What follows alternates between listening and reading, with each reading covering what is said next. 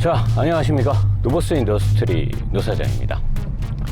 오늘 하는 차는 뭐 여러분 라이브에서도 많이 봤겠지만 미국 머슬카의 지존, 미국인들이 사랑하고 있는, 그리고 또 머슬카를 좋아하는 사람들한테 로망 가득한 차량 중에 하나죠. 다찌 챌린저입니다. 다찌 챌린저. 자, 지금부터 노사장과 함께 다찌 챌린저 어떤 성능을 보여줄지 느껴보시겠습니다. 쑥스럽구만요. 이런 거 따라하니까. 좋아합니다. 일단은 우리나라 사람들한테는 많이 생소하죠. 머슬카. 머슬카란 무엇인가는 정의를 좀 내리고 가야 되는데, 머슬카는 미국의 큰 대륙을 여유 있게 다니되 카우보이들이 픽업 트럭을 좋아하는 것처럼 뭔가 좀 큰 힘이 있어야 되고, 근데 그거를 기술적으로 막 트윈 터보에 뭐 슈퍼차저 놓고 뭐 해서 이렇게 하는 게 아니라 아주 단순무식하게. 왜 단순무식해야 되냐면 자가 정비를 또 집에서 해야 되고, 미국의 어떤 외곽지대 나갔을 때 정비하는 게 쉽지 않으니까, 그러다 보니까 그냥 배기량을 키운 거예요. 대배기량 최소 5000cc 이상. 그러니까 5000cc 정도 되면 우리나라에서는 엄청 큰 배기량이잖아요. 이 머슬카 이 시장에서는, 이 바닥에서는 5000cc 정도 돼야 이제 명암 내밀고 들어가는. 자, 그래서 머슬카는 대배기량, 배기량이 깡패다라는 말을 가지고 대배기량을 베이스에 깔고 이 높은 엔진 기술력이 들어가지 않아요. 뭐 밸브트로닉이니 파노스 시스템이니 뭐 직분사 시스템이니 이런 거 없습니다. 그냥 대배기량이 끝이에요. 얘네들은 이 미국 엔진들, 이 깡패 엔진들, 사실 깡패인데 약간 좀 옛날 깡패인 거죠. 되게 어설픈 깡패. 몸만 비대한 깡패잖아요. 첨단 기술이 없으니까. 이 오버헤드 캠샤프트가 없이 여기에 얘네들은 로커암을 달아요. 로커암도 제가 지금 사진 하나 올려드릴게요. 로커암이 올라가서 이렇게 밸브를 열어줘. 근데 이 로커암이 들어가는 차들은 옛날 엔진들이거든요. 구조가 옛날에 캠축을 만들지 못했을 때, 위에다가 캠축을 얹지 못했을 때, 그러면은 이 로커암을 움직이게 하려면 또 푸시로드가 필요해, 막대기가. 그래서 예전에 제가 콜벳이나 깨메로 리뷰를 할 때는 이쪽 4기통 엔진 블럭에 대한 흡입 배기 밸브를 다 컨트롤 해줘야 되고, 이쪽 4기통에 있는 흡입 배기 컨트롤을 다 해줘야 되니까, 여기다 달 수 있는 그 계란 모양의 캠이 한정돼 있는 데다가 요걸 올려갖고 위에서 푸시로드를 이 끝에 있는 로커암을 두 개를 움직이기에는 좀 무리수가 있을 수도 있으니까 얘는 밸브가 하나씩 밖에 없어요. 흡입 밸브 하나, 배기 밸브 하나. 근데 이제 양은 많이 들어와야 되니까 흡입 밸브가 훨씬 커요. 이만한 흡입 밸브가 열리고 배기 밸브는 좀 더 작은 게. 그래서 흡입 밸브를 크게 해가지고 흡입되는 공기의 양을 많이, 그리고 얘는 이제 포트 분사 방식을 쓰니까 흡입되는 공기에 연료가 같이 섞여서 들어가요. 옛날 엔진 방식이죠. 요즘 차들은 그렇게 안 하잖아요. 요즘 차들은 포트 분사와 다이렉 분사를 섞어 가지고 쓰기도 하고, 대부분은 이전에 이제 직분사였는데, 직분사 엔진들이 또 이제 내구성이라든가 또 제작 단가도 비싸고, 세팅을 또 세밀하게 해야 되고, 압축비를 높여야 되고 등등의 여러 가지 또 기술적인 테크놀로지가 필요하니까 이 차는 이제 그런 거는 없어요. 그런 특징으로 인해서 큰 대륙을 낮은 RPM에 높은 단수를 걸어 놓고, 얘 뭐 수동기어인데도 불구하고 6단을 걸면 한 1200-1300rpm에서 한 110km 나와버려요. 보통 수동차들은 1, 2, 3, 4, 5, 6단에서 그렇게 항속기어가 크게 걸리는 경우가 되게 드물거든요. 근데 얘는 항속기어가 좀 크게 걸린다는 거죠. 그건 역시나 미국 대륙을 위한 세팅이 아닐까 싶은 거고요. 그렇게 해서 미국의 픽업 트럭과 함께 머슬카는 미국을 위한 미국적 특징이 강한 차다라는 겁니다. 그게 머슬카예요. 자, 그럼 이런 머슬카, 그 중에 다찌, 여러분들 우리나라에서는 특히나 다찌라는 브랜드가 많이 생소하기 때문에 다찌에 대한 역사가 좀 필요할 것 같아요. 머슬카랑. 그래서 다찌와 어떤 이런 챌린저에 대한 우리는 역사를 알아야 합니다가 필요한데, 이 역사를 알아야 합니다 해서 이제 옛날에 제가 노새끼라는 프로그램에서 자동차 역사를 끼깔나게 맛있게 해드렸는데, 지금 차 안에서 그렇게 하는 게 좀 그러니까 일단 자리를 좀 바꿔서 역사에 대해서 다찌와 이 챌린저라는 차에 대한 역사에 대해서 뿅! 자, 역사는 말합니다. 근데 대표님 역사 하시기 전에 뭐 이런 게 되게 많네요. 뭐가 여기는 뭐 하는 데인가요? 사무실이잖아. 개인 사무실이니까 그렇지. 어. 사무실이니까 당연히 이런 게 많아야지. 여기서 라이브도 하고 뭘 찍어 또 이런 거를 이 컨닝 페이퍼를 왜 찍고 그래? 이게 네, 스타벅스 다이어리도 있으시고. 그치, 내가 스타벅스 매니아잖아. 근데 저 밑에 저건 뭐죠? 이 촬영 장비들. 네. 저기 초코파이는 뭔가요? 아, 이거는 임마 사생활이잖아. 라이브하고 네, 그러니까 당 떨어지고 하는 이런 걸 왜 찍고 그래? 알겠습니다. 그런 거지. 사람이 다 먹고 살자고 하는 거지. 네, 알겠습니다. 그런 걸 찍고 그러냐? 사생활이 있는 사람인데. 네, 그러면은 바로 다찌의 역사로 한번 넘어가 보도록 하겠습니다. 다찌 역사. 다찌의 역사는요, 미국의 미시간주. 제가 자동차 공부를 한참 했던 그 뉴올리언즈에서 그렇게 멀지 않은 곳이죠. 미시간주의 작은 대장간을 운영하던 영국 이민자의 아들인 존 다찌하고 호러스 다찌. 이름이 존 다찌, 호러스 다찌. 둘이 형제거든요. 얘네 둘이 이제 아버지한테 이 대장간에서 많이 배우고, 또 옛날에는 쌀이나 이런 대장간 같은 장사하면 돈 많이 벌었거든요. 그래서 거기서 번 돈으로 좋은 대학을 또 나왔겠죠. 그래서 얘네들이 디트로이트, 미국 자동차의 심장 도시죠. 디트로이트에서 1920년이 채 안 됐을 때, 그러니까 아마 한 1900? 뭐 이런 연도에 자전거 공장을 세워요. 근데 얘네가 만드는 자전거가 끝장난 거지. 아버지가 사실 뭐 대장간 하니까 철을 다룰 줄 아니까. 그래서 자전거로 큰 성공을 이룬 다음에 얘네가 돈을 버니까 더 이제 공부를 하죠. 그리고 자전거나 마차, 말에서 자동차로 넘어가는 걸 알았기 때문에 돈을 버니까 어떻게 투자를 해야 돼요. R&D 투자. 이 당시에도 R&D 투자가 있었던 거죠. 그래서 자동차에 관련된 기계에 관심이 많으니까 존 다찌라는 이 친구가 자동차 쪽에 연구를 하고 투자를 해요. 그러면서 얘네가 올즈모빌이라는 자동차 회사에 미션을 만들어서 공급을 해요.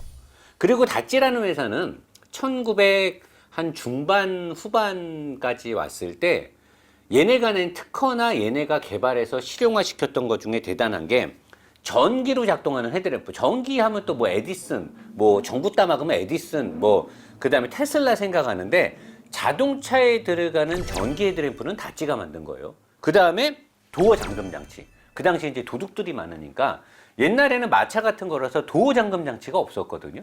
문의 도어 잠금 장치도 다찌 형제가 만든 거고, 그 다음에 뒷브레이크 등.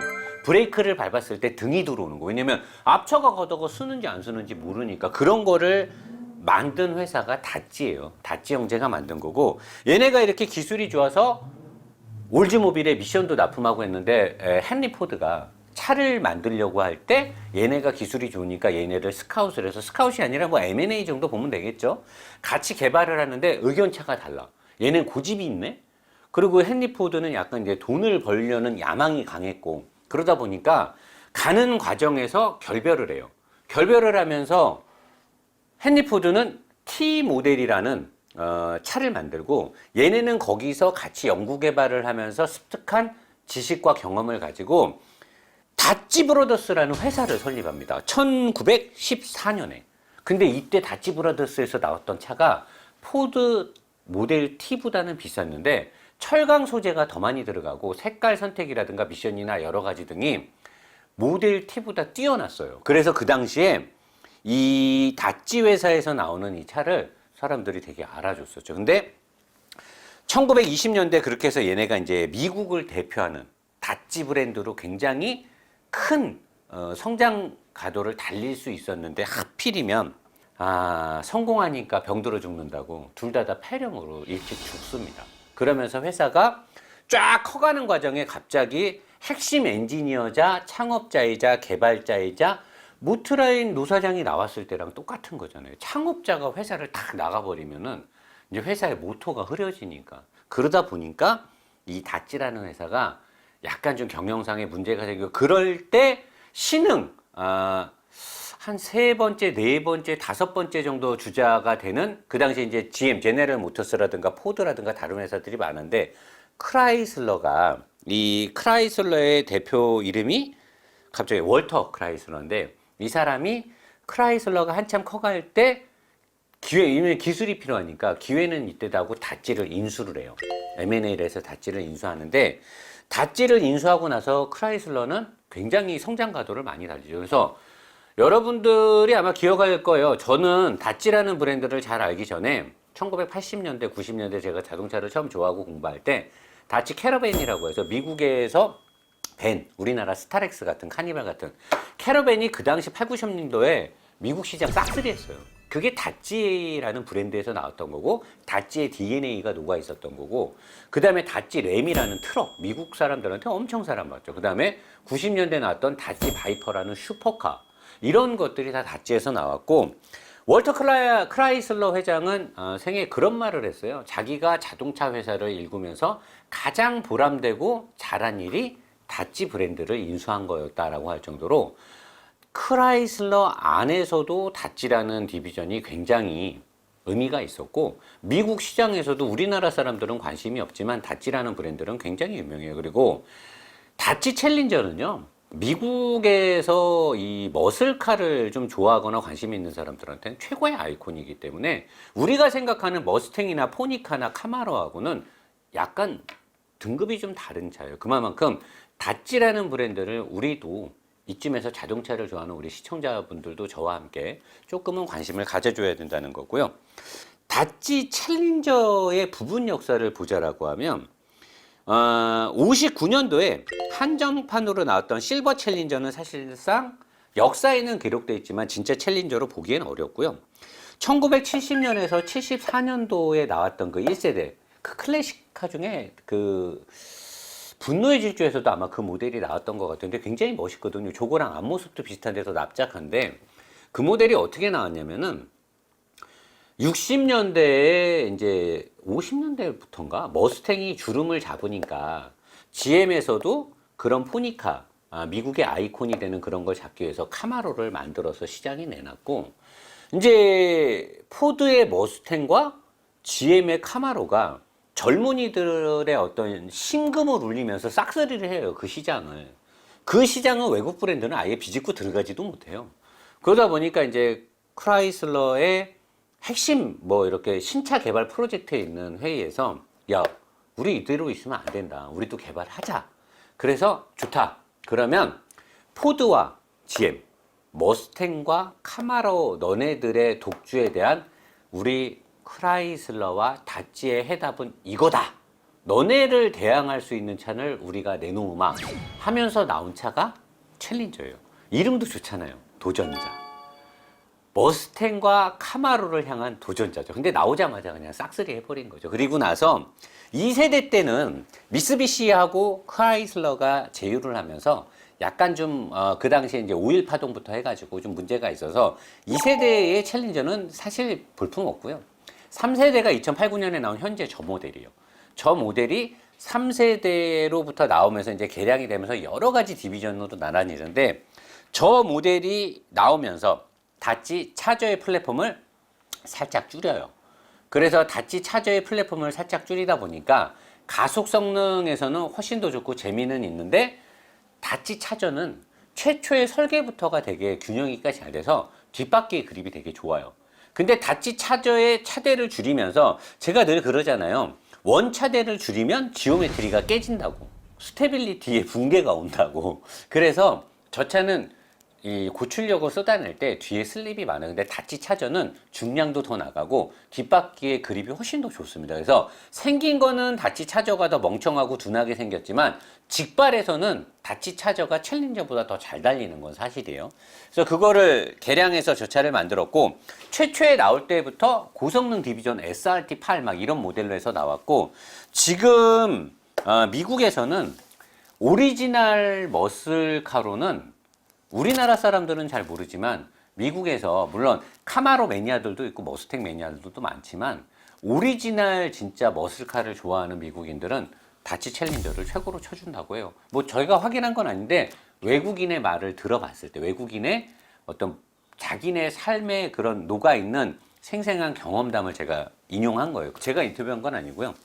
현 차주분이 인터뷰한 건데. 아무튼 다찌라는 브랜드와 챌린저, 요게 우리가 몰랐던 다찌와 챌린저의 짤막한 역사입니다. 다시 리뷰로 고고고. 다찌와 챌린저의 역사, 대단하지 않습니까? 그런 차가 챌린저고요. 다찌는 우리나라 사람들은 잘 모르지만 그런 역사가 있다라는 거 여러분들이 아시면 좋을 것 같아요. 자, 그런 훌륭한 정신이 녹아있는 이 다치 챌린저, 지금부터 제가 설명을 하도록 할게요. 여러분들이 노사장은 너무 성능과 이런 저기만 해주니까 실내외 설명도 해달라는 요청이 많기 때문에 실내외 설명을 지금부터 하도록 하겠습니다. 자, 여기서 혼자 하기에는 또 약간 좀 분위기상 좀 거시기 할 수도 있으니까 실내외 설명 또한 자리를 이동해서 한번 하도록 하겠습니다. 다시 한번 휘리릭! 자, 여러분, 갑자기 노사장이 운전석에서 바통 터치를 했죠. 이렇게 딱 이렇게 하고. 자, 외관부터 설명할 건데요. 자, 이 다찌 챌린저가 오리지널 머슬카의 계보를 유지하고 있다. 물론 요즘에 어떤 이 최첨단의 에어로다이나믹과 안전 규제에 있어서는 부족한 부분이 있죠. 많이 개선이 돼야 되는데 이 C필러 부분이 이 두꺼운 거, 과거 미국 차들의 전통적인 어떤 향수라고 해야 되나요? 그들의 트렌드? 과거의 캐딜락이나 링컨이나 이런 차들 보면 미국 차들이 여기가 두꺼워요. 이게 어떻게 보면 촌스러운데 사실 좀 멋있기도 하거든요. 그리고 이 차의 전체 바디 강성에 굉장히 큰 역할도 하죠.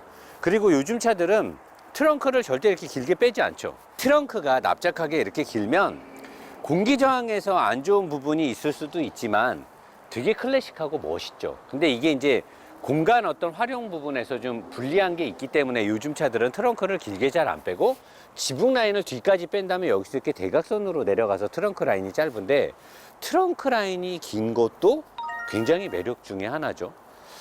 그리고 옆 라인이 되게 높죠. 여기 옆에 이 트렁크 라인하고 지붕하고의 높이가 불과 요 정도밖에 안 돼요. 그러니까 이런 어떤 시각적인 부분에서 머슬카라는 것도 있고 굉장히 빵빵하죠. 보통 그 머스탱이나 카메로가 트렁크의 높이가 여기까지 안 와요. 한 요 정도 오거든요. 그러니까 요 한 뼘의 차이가 시각적으로 굉장히 큰 걸 줬다라는 거고, 요 부분도 되게 작죠. 전체적인 부분. 그 다음에 이제 앞쪽에 가서도 낮게 쫙 뻗은. 근데 요것도 사실 카마로나 머스탱에 비해서 이 차가 더 커 보이는 요인 중에 하나인 것 같고, 각 창문의 크기도 작아요.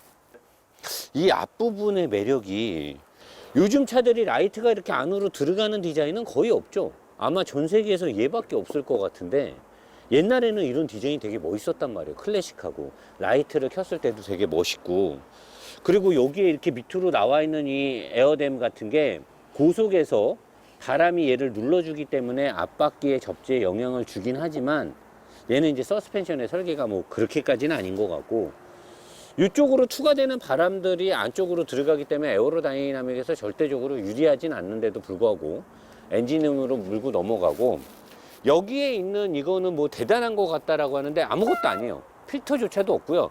그냥 일로 공기가 들어가서 일로 해갖고 이쪽으로 다시 들어가는. 근데 옛날에 머슬카드 보면 여기에 이제 막 크랭크 슈퍼차저 풀리 와갖고 여기서 막 돌고 여기서 막 인테이크 들어가는 막 뭐 이렇게 플랩 열리고 닫히고 하는데 얘는 그 정도까지는 아니고 그냥 멋입니다. 하지만 얘를 알루미늄으로 만들고 이렇게 구멍을 뚫어서 이렇게 한다는 것도 제조사에 굉장한 성의가 있어야만 가능한 건데, 아무튼 이런 부분은 칭찬을 해줘야죠. 요즘에 볼 수 없는 디자인이. 근데 이 다치 챌린저의 가장 큰 멋은, 카마로도 약간 이거 비슷하긴 한데 이 각져 있는 이 앞부분, 제가 이 고속도로 톨게이트나 어디든 갈 때, 어디 커피 마시러 갈 때도 사람들이 이 앞모습에 이 차가 여기에 이제 주황색 악마 같은 등이 들어오잖아. 들어오면 사람들 이 포스에 그냥 사람들의 반응이 장난 아니에요. 얘는 사실 뒤에보다는 앞모습의 포스가 이 차 전체 포스의 한 70%, 옆모습이 한 28%, 뒤에는 한 2%. 그 정도로 이 앞모습의 포스가, 그래서 가면 이게 룸미러로 이 차가 뒤에 딱 따라오면 무섭죠. 되게 무서워요, 디자인이. 이거 되게 잘 돼 있는 것 같아요. 뒤에는 사실 좀 밍밍하죠. 뒤에는 좀 밍밍한데 램프는 굉장히 멋있거든요. 브레이크 등도 깜빡이도 되게 멋있게 들어오는데, 사실 이 차에서 제일 아쉬운 부분이 뒤태예요. 빵빵해 보이긴 한데 굉장히 좀 밋밋하죠. 전체가 좀 밋밋하고, 밑에 있는 이 에어덕트 이거는 사실 뭐 페라리나 경기용차 나스카 같은 데서 갖고 온 것 같긴 한데, 제가 운전해 봤을 때 뭐 크게 얘가 영향을 주는 것 같지는 않더라고요. 뒷바퀴의 그립이 이걸로 인해서 직진 추종성이 좋아진다거나, 얘가 사실 여기까지 나와서 여기까지 이렇게 있으면 직진을 할 때 뒤로 올라가는 와류되는 바람을 얘가 억제시켜 주기 때문에 고속에서의 안정성이 좋아지는 건 사실인데, 그런 것까지는 아니고 밑으로 빠져나가는 바람을 이렇게 퍼지지 못하게 모아주는 효과는 있는데, 사실 뭐 큰 효과는 기대하기는 어렵고요. 뒷부분이 조금 아쉽기는 한데, 차라리 차주분이 스캐팩이라는 스티커를 붙였는데 이걸 붙이지 않고 까만색 베젤이 그대로 있었으면 조금 더 날 수도 있는데 나쁘진 않은 것 같아요. 그리고 이 차의 장점 중에 하나가, 이런 머슬카들이 사실 트렁크가 별로 안 큰데 얘는 머슬카들 중에서는 상당히 큰 트렁크를 갖고 있어요. 저 트렁크 안에 제가 봤을 때 골프백 2개는 그냥 들어갈 것 같고, 트렁크의 여기도 굉장히 튼튼하게 생겼어요. 참 이 다찌가 여러 가지로 생각을 많이 하고 차를 만드는 것 같아요. 요거 스포일러는 뭐 큰 영향을 주진 못하죠. 그냥 멋인데, 차라리 저는 이게 없는 게 더 멋있지 않을까, 납작하게 쫙 빠지는 게. 자, 실내로 들어가 보겠습니다. 자, 실내에 앉아서는 제가 이제 주행 중에 분명히 여러분들한테 얘기하겠지만, 이 의자가 굉장히 좋아요. 이게 의자가 되게 단순하게 생겼는데 엉덩이 부분이나 이 등 부분을 홀딩해 주는 능력이 굉장히 강하고요. 이 스웨이드 필라는 이게 미끄러지지도 않아서 이 옆구리 사이드 볼스터부터 해갖고 굉장히 잘 잡아줍니다. 그리고 머리 받침 헤드레스트도 좋고, 단지의 흠은 의자가 더 이상 내려가지 않는다라는 건데, 처음에 의자가 많이 안 내려가서 실망했는데 근데 꽤 괜찮더라고요. 저는 근데 의자가 좀만 더 내려가면 좋은데, 의자가 굉장히 좋고, 뒤에도 쿠페 차량 치고는 믿을 수 없을 만큼 양쪽 두 명은 꽤 괜찮게 성인이 앉을 수 있고요. 가운데조차도 사람이 앉을 수가 있어요. 물론 어디 멀리는 못 가지만 위급한 상황에 뒤에 3명을 태울 수 있다라는 거고요. 자, 그리고 핸들은 굉장히 옛날 거죠. 다치 트럭에도 있는 거고, 버튼 완전히 옛날 거. 우리나라 차 90년대 중후반에 나왔던 소나타 3와 EF 소나타 초창기 모델에 있을 법한 버튼들이 있고요. 깜빡이 스위치가 하나예요. 이쪽에 와이퍼 스위치가 없어요. 와이퍼 스위치가 돌리는 걸로 돼 있고, 우리나라 헤드라이트를 조절하는 자리에 와이퍼를 조절하게 돼 있고, 헤드라이트 스위치는 유럽형처럼 이쪽에 따로 있습니다. 자, 창문을 올리고 내리는 버튼도 굉장히 싸구려. 그 다음에 플라스틱의 소재, 완전히 싸구려. 하지만 이쪽 부분에는 우레탄 비슷한 걸 감싸가지고 가죽bil이 나게끔 이렇게 해놨는데, 여기만 봤을 때는 그래도 좀 괜찮아요. 요것도 완전히 옛날 거죠. 드라이브 모드에 들어가게 되면 보통 얘는 시동을 걸면 트랙 모드로 들어가요. 근데 브레이크의 활성화 이런 건 사실 잘 못 느끼겠더라고요. 뭐 트랙에 놓고 탄다고 브레이크가 더 잘 듣는 것 같지도 않고. 근데 아마도 토크 벡터링에 관련된 수집, 휠 센서가 민감하게 움직이지 않나 싶은 거고, 미션이나 뭐 핸들이 뻑뻑해진다라고 여기 그림이 나오는데, 이것도 사실 나는 잘 안 느껴지더라고. 여기다 놓고 내가 다 놓고 타봤거든요. 근데 별로 나는 뭐 이게 핸들이 그렇게 뻑뻑해진다 이런 느낌도 안 들고, 단 스포츠나 트랙에 가면 자동적으로 트랙션 컨트롤이 여기 있는 게 오프가 돼요. 이 트랙션 컨트롤이 오프가 되면서 뒷바퀴가 좀 더 활발하게 움직이죠. 그리고 ECU 차단 이런 게 없기 때문에 그냥 뭐 광활한 그 대륙이나 큰 주차장이나 큰 서킷에서 굉장히 재밌게 차를 탈 수 있게끔 돼 있고요. 그 다음에 폰 연결해서 전화를 거는 것부터 해갖고 뭐 내비게이션, 우리나라에선 지금은 안 되지만 외국에선 잘 되겠죠. 클라이밋 시스템도 그렇고, 어플리케이션 연결해가지고 여러 가지 핸드폰 조작할 수 있는 거, 미디어, 오디오 들어가. 근데 희한하게 라디오가, 얘네 미디어에 들어가잖아요? 라디오가 없어. 라디오가 옵션에 있나 봐요. 라디오를 선택할 수 있는 게 없어. 디스크랑 USB랑 억스랑 SD카드랑 블루투스 연결했는데 라디오 기능이 없더라고. 나는 그게 좀 약간 신기했어요.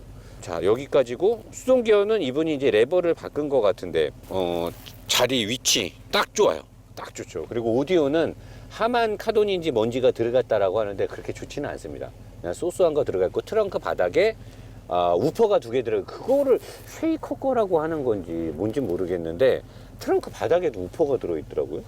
그거 있고 그 외에 이 머슬카나 미국 차에서 실내의 감성 품질을 말하기엔 여기 진짜 완전 누르면 여기 막 통째로 움직이죠. 이렇게 막 이런 게 막 움직이잖아요. 이렇게.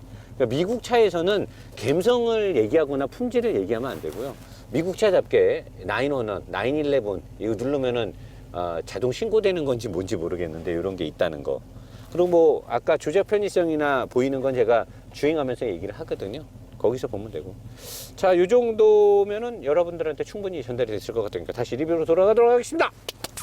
자, 이제 간략한 실내외 설명이 끝났죠.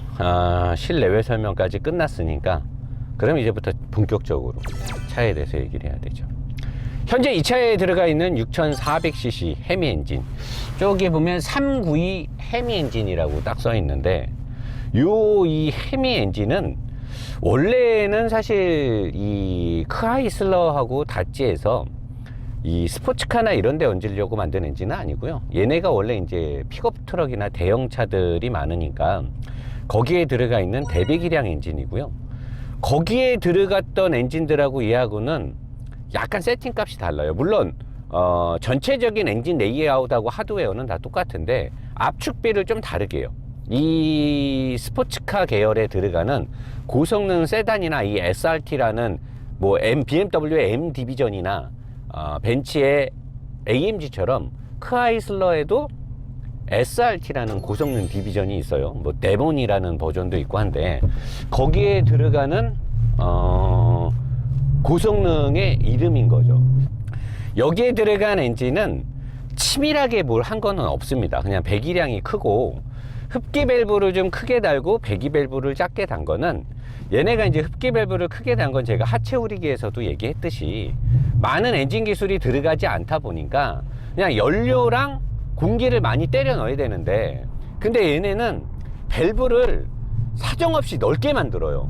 밸브의 직경 넓이를 보통 밸브가 요만해 가지고 밸브가 깊게 열려 가지고 연료나 기름이나 공기가 슉 많이 빨려 들어가게 하는데 얘네는 약간 다른 방식을 채택. 나는 이게 좀 약간 잘했다라고 보는 게 뭐냐면 얘네는 밸브 리프팅 기술을 쓰지 않는단 말이에요. 밸브 리프팅이 뭐냐면 예전에 혼다가 VTEC 엔진을 처음 만들었을 때 또는 BMW에서 밸브 리프팅이라는 기술을 만들었을 때 그걸 왜 만들었냐면 저속에서 고속으로 올라갔을 때 보통 사람들은 고속에 대응하기 위해서 밸브 리프팅 기술을 만들었다라고 생각을 하고 있는데 그게 아니 반대예요.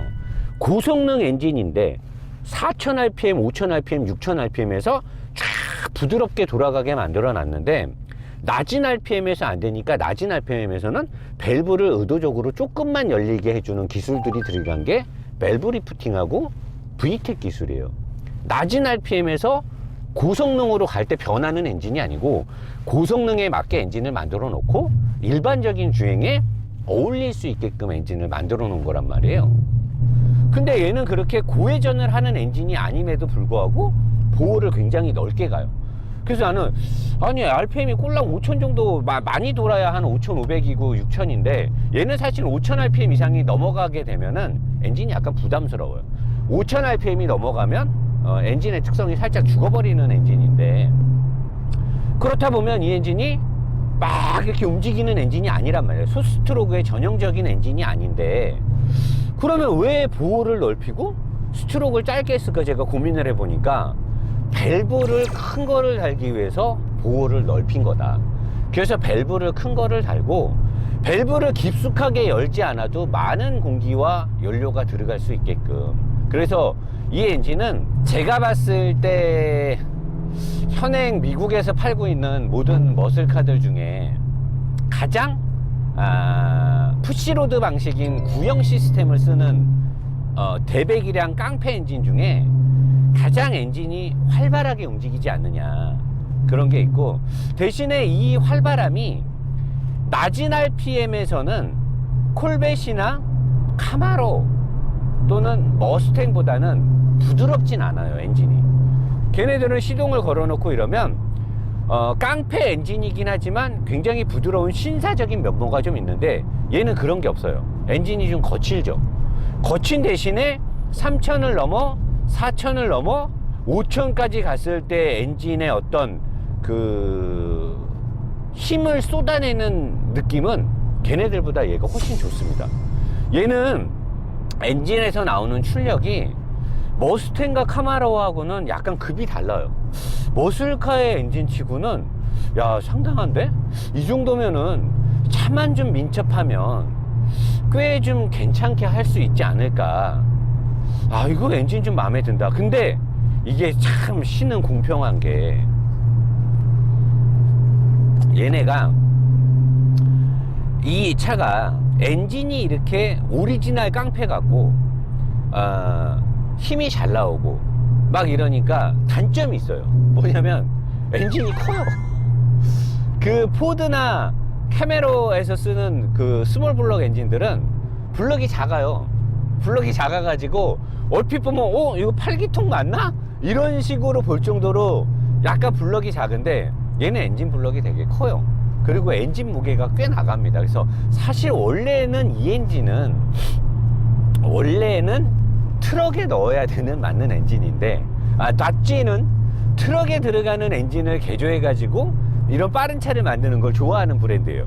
그래서 내가 보니까 차가 거칠다 보니까 머슬카랑 또 이게 일맥상통하네.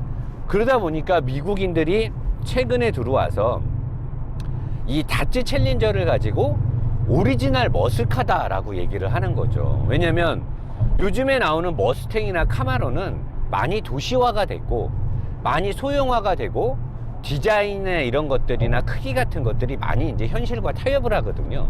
얘는 근데 타협을 안 하죠. 얘는 오픈카도 안 나와요. 바디 강성을 맞출 수가 없으니까 오픈카를 안 만들고 있더라고요. 그래서 참 이 다찌라는 브랜드 우리나라에선 되게 생소하지만 굉장히 매력이 있어요. 근데 이게 지금 주행 느낌이 일반 차들이랑 굉장히 다르고요.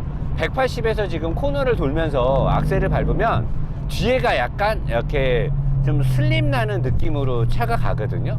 그게 이제 왜 그러는지를 제가 지금부터 여러분들한테 알려드리도록 할게요. 자, 현재 이 차에 들어가 있는 하드웨어 프로세서에서 일단은 미션부터 설명을 할게요. 이 차는 미션이 수동 6단 미션인데 우리가 이 수동 6단 미션에서 노사장이 그런 말을 해요. 제가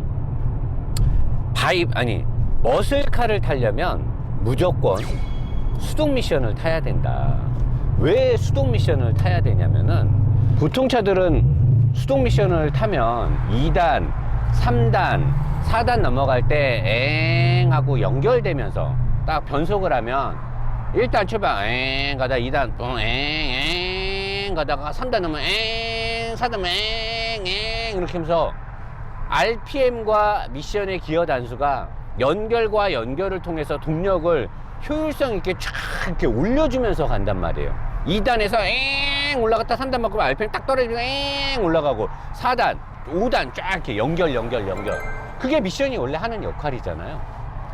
근데 머슬카들은 특히나 이렇게 배기량이 세고 크고 출력이 센 차들은 그런 느낌이 아니에요. 모든 기어 단수가 각각 고유의 영역을 줘요.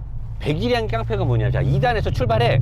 쭉 출발하면 여기서 휠스핀이 쭉 나면서 2단, 3단 가면 다시 2단에서 2단만의 영역으로 차를 딱 몰다 3단 가면 3단의 영역이 따로 있어. 4단 가면 다시 4단은 또 뭐냐면 2단에서 3단 이게 아니라 2단 딱 넣으면 2단은 2단 혼자야. 나 혼자 간다.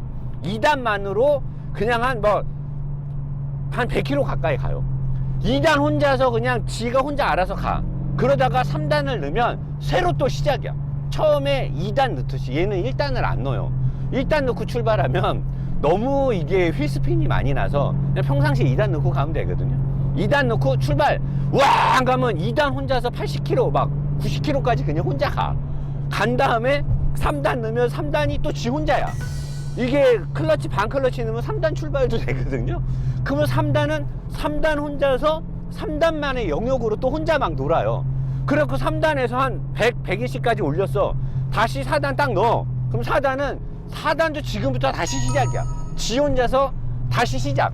그래서 4단은 4단만의 영역에서 지 혼자서 또 놀아요. 그러니까 이게 대배기량의 높은 출력을 갖고 있는 이 머슬카들은 각 기어 단수가 너무나 자기들만의 고유의 영역이 있어요.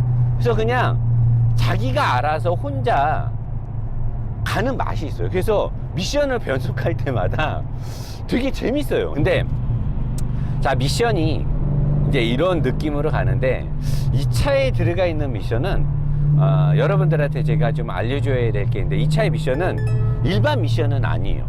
보통의 수동차 순정차들은 미션을 더블 매스 플라이휠이라 그래가지고, 플라이휠 앞쪽에 클러치에 연결되는 부분이 두 개의 판이 있거든요. 더블 매스. 두 개의 판을 두는 이유가 슬립을 좀 허용하면서 변속을 할 때 어떤 변속 미스라든가 변속이 체결이 될 때 울컥거림이 있지 않게 하기 위해서 이 더블 매스를 쓰는 건데, 순정차가 너무 거칠거나 변속 느낌이 막 탁탁 튀고 이러면은 사람들이 불편해하기 때문에 모든 제조사들은 순정차들의 더블 매스 플라이휠을 장착을 하고 수동 미션을 세팅을 하는데, 근데 이 차는 순정인데도 불구하고 싱글 매스가 들어간 거죠. 차주가 바꿨는지 모른대요. 내가 물어보니까 싱글 매스로 바꿨습니까? 그랬더니 자긴 모른대. 외국인 친구한테 산 거니까.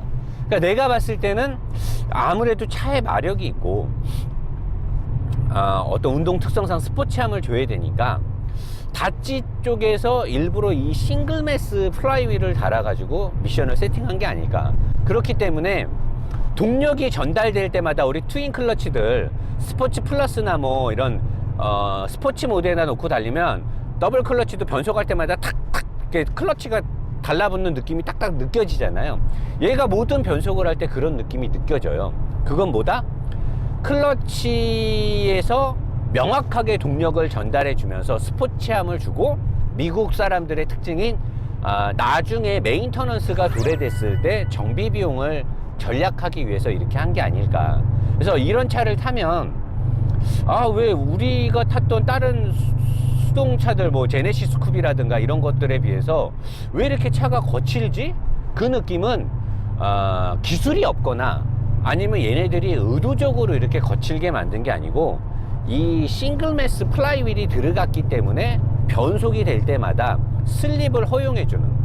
그러니까 우리가 보면 더블 클러치도 현대에서 만드는 건식들이 약간 거칠잖아요. 언덕 올라갈 때 변속 느낌도 거칠고, 그게 건식 클러치잖아요. 그냥 갖다 붙는 거란 말이에요. 근데 이제 습식 클러치로 들어가면, 습식은 여러 개의 다판이 오일을 머금고 있으면서 여러 트윈 클러치인데도 각각의 홀수 단수와 짝수 단수의 클러치들이 다판으로 붙게 돼 있단 말이에요. 그게 습식이에요. 걔네들은 변속 충격이 별로 안 난단 말이죠. 그런 거나 똑같은 거예요. 기술적인 차이인 거지 기술이 없어서나 또는 의도적으로 회사가 이렇게 세팅을 한 건 아닙니다. 자, 그리고 머슬카를 탈 때, 특히나 이제 고성능 머슬카를 탈 때 사람들이 그런 말을 해요. 노 사장님, AMG도 막 500마력 하잖아요. 네. M도 막 500마력 하잖아요. 네. 머슬카 500마력짜리 탈 때요. 네. 말이 좀 길죠. 근데요, 그러면 왜 머슬카들은 악셀을 밟고 가면 주행 느낌이 다르죠? 그들이 말하는 걸 내가 들어보니까 그분이 뭔가를 다른 거를 느끼고 있어요. AMG와 M 똑같은 500마력의 차를 볼 때 머슬카랑 분명히 뭔가를 다른 거를 느끼고 있는데 설명을 못 하는 거야. 그럼 나한테 물어봐. 그러면 정확하게 요거는 요렇고 저거는 저래서 이게 이상합니다 이렇게 물어봐야 되는데, 그렇게 물어보질 않으시고 포괄적으로 물어보는 거예요. 노사님, 느낌이 달라요. 근데 뭐가 다른지 뭘 설명을 잘 못해. 그래서 내가 이제 생각을 해봤어요. 저 사람이 느끼는 게 뭘까? 그래서 내가 이 차를 쭉 타보면서 느끼니까, 일단은 딱 이렇게 직발을 달릴 때 전방 부분에 움직이고 있는 앞바퀴의 서스펜션이, 물론 코너를 들어갈 때 연관되어 있는 허브의 형상, 허브라 그러죠. 너크랑 앞바퀴가 체결되는 그 암, 사람으로 말하면 발목, 그 발목 부분이 캐스터각이라든가 암의 위치나 텐션 스트럿의 위치가 직발을 때릴 때 차가 깔아앉는 형식이 안 돼요. 벤츠 같은 거나 AMG 같은 벤츠 AMG 같은 경우나 특히나 고속으로 달릴 때 이 바람을 뚫고 갈 때 바람이 그 누르는 힘 이런 것들 때문에 차가 싹 노면에 달라붙는 느낌이 난단 말이에요. 얘는 일단 그런 느낌이 없어요. 형상 특징상. 근데 과연 그 사람이 그거를 물어본 걸까? 아닌 것 같아. 그 사람은 악셀을 밟았다 놨다 이럴 때의 느낌을 말하는 것 같아. 보니까 서스펜션에 스틸이 많이 들어갔죠. 당연히 그 차들에 비해서 또 주행 느낌이 다를 거예요. 그거는 사실 약간 근데 승차감하고 연동이 되잖아요. 그럼 그 사람이 느끼는 게 뭘까 해서 내가 이 차를 쭉 밟아보니까 아까 제가 고속에서 코너를 돌 때 악셀을 밟을 때 약간 위험하다고 말을 했잖아요. 뭐냐면 이 차는 전자식 LSD를 넣지 않고 기계식 LSD를 넣어놨어요. 기계식 LSD가 두 가지가 있어요. 한쪽 바퀴가 완전히 헛돌아 버리잖아요. 헛돌의 그 회전수가 지나치게 많아지게 되면 반대쪽 바퀴로 토크를 다 몰아버리거나 한쪽 바퀴의 회전이 과하게 세게 되면 양쪽 바퀴를 묶어주는, 똑같이 돌게끔 해주는 기계식 LSD가 있습니다. 이 기계식 LSD들은 토센 기어나 헬리컬 기어를 응용을 해가지고 회전수가 과도하게 높아지게 되면 양쪽이 똑같이 구동이 가게끔 차동 기어를 제한해주는 LSD, 리미티드 슬립 디퍼렌셜, 디퍼렌셜의 슬립을 제한하겠다는 거죠. 한쪽이 바퀴가 헛도는 거를 제한해. 이런 것들은 보통 우리 봉고 사고파기사나 포터 이런 거에 옵션이 있어요. 걔네들이 이제 어디 이렇게 농지 같은 데 갈 때 바퀴가 한쪽이 빠져서 못 나가게 되면 양쪽 바퀴의 토크를 똑같이 가게 하는 기계식, 또는 미국의 트럭들, 포드 F150이나 GMC 뭐 시에라, 다찌 램 이런 거 보면 뒤에다가 트레일러를 견인하고 냇가 같은 데나 이런 강가 같은 데서 비스듬히 후진으로 내려간 다음에 트레일러를 견인하잖아요. 보트 같은 걸 견인해. 그 보트를 달고 이렇게 코너를 돌아서 나올 때, 코너를 이렇게 돌아서 나가는데, 보통 차는 그냥 이렇게 돌아서 나가는데 보트를 뒤에 달고 나가면 이렇게 경사가 이렇게 굽이지면은, 보트를 달고 이렇게 나갈 때 보트가 안쪽에서 이렇게 차를 잡아 당길 거 아니에요. 그러면 차가 바깥쪽 바퀴가 이렇게 들린단 말이야. 이렇게 이해되죠, 여러분? 차가 이렇게 있고 보트가 여기 달려 있는 거야. 이렇게 굽이져서 올라가니까, 올라갈 때 보트가 안쪽으로 차를 잡아 당기니까 오른쪽 뒷바퀴가 하늘에 뜰 수가 있단 말이에요. 그러면은 이 바퀴가 디퍼렌셜에 의해서 이쪽 바퀴만 계속 헛돌면 차가 못 가잖아. 그런 경우 차가 뒤로 미끄러지게 되면 큰 사고가 나죠. 그래서 얘네들은 그런 일이 실제로 있었죠. 있으니까 이런 트럭들 뒷바퀴에다는 디퍼렌셜 안에다가 헬리컬이나 토센 기계식을 넣어버려요. LSD를. 그걸 넣게 되면 한쪽 바퀴가 헛돌게 되면 양쪽 바퀴가 똑같이 구동이 가게끔 자동으로 차동 기어가 이렇게 묶여버린단 말이에요. 그런 걸 기계식 LSD라 그래요. 그게 무슨 거니요, 노 사장님? 이렇게 물어보면, 그러니까 그냥 잘난 척 한번 했는데요. 그냥 LSD가 이런 거다라는 건데, 나는 처음에 그 LSD를 여기다 넣었을 거다 생각을 했는데 그거 말이 안 되는 거예요. 왜냐면 이 차는 견인을 하거나 그러질 않으니까. 그래서 내가 생각을 해봤어. 그러면 이 차는 주행 느낌이 왜 다를까? 이렇게 달릴 때 악셀을 밟고 이렇게 코너 같은 데를 돌잖아요. 그러면은 악셀을 밟고 이렇게 코너 같은 데 돌다 직발을 할 때 내가 느낀 거야. 딱 직발을 하는데 싹 가는데 주행 느낌이 다르네? 이게 왜 다르지? 그 사람이 나한테 물어본 게 이거구나.